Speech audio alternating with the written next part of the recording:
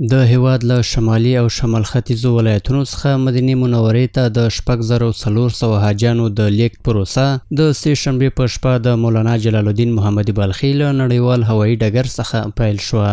د چارواکو په وینا د حاجیان به د هیواد د 9 شمالي او شمال ختیځو ولایتونو څخه له مزار شریف ښار نه په 19 الوتنو کې سعودي عربستان ته ولېږدول شي.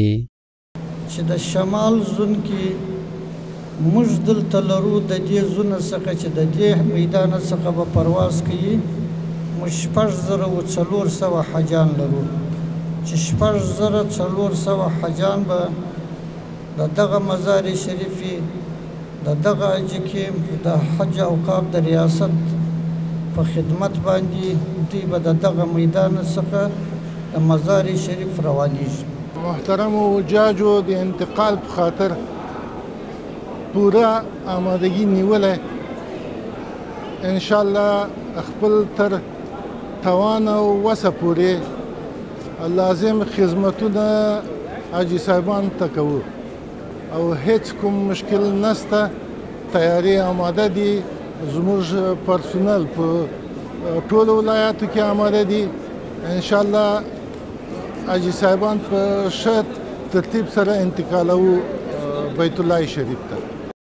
د بلخ ولایت مرستیال والی او د مولانا جلال الدین محمدي بلخي د نړیوال هوایي ډګر رئیس د دې پروسې د لومړنۍ الوتنې د پیل په مراسمو کې د حاجیانو د لیږد په برخه کې د اسانتیاو رامنځته کولو په موخه د یوې ځانګړې کمیټې له جوړولو څخه د خبر ورکولو ترڅنګ ډاډ ورکړ چې د حاجیانو د هوساینې لپاره ټولې اړینې اسانتیاوې برابرې شوې دي.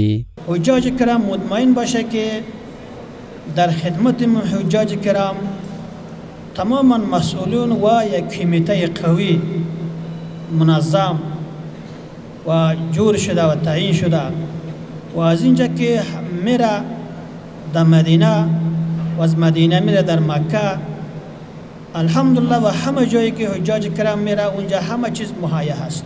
صرف حاجیانو ته دومره اطمینان ورکوم راغلي مشرانو ته د میدان لخوا هوایي میدان لخوا دومره اطمینان ورکوم چې د پروز کال په پرتله یا د مخته کالو په پرتله باندې سخت تر هر څه نه انشاءالله موږ امکانات زیاتي او ترتیب و طریقه هم د حاجیانو دپاره انشاءالله ښه برابره کړې ده.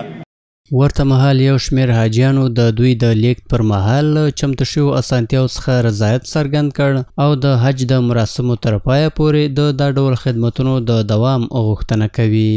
پرون را په دې خوا باندې چې موږ 2 بجې باندې مجتمع حجاج ته غوښتي وو. الحمدلله چې د پاسپورټو د پیل برخه وه هغه ډېره ښه ترسره شوله او د واکسین برخه وه هغه ډېره ښه ترسره شوله. انشاءالله امیدواره یو چې هلته هم امارت اسلامي الحمدلله ډېر ښه ترتیبات نیولي وي او حجاج کرام ډېر په خوشحالۍ سره او ډېر ښه حج وکړي خیر سره. البته الحمدلله تا فی الحال که بر ما امکانات میسر شده از طرف امارت اسلامی همه چیز برای یک شب روز که ما در کمپ حجاج بودیم هر امکانات برای ما برابر بود. از نگاه جای، خواب، موتر، خوراک کباب همه چیز الحمدلله برابر بود.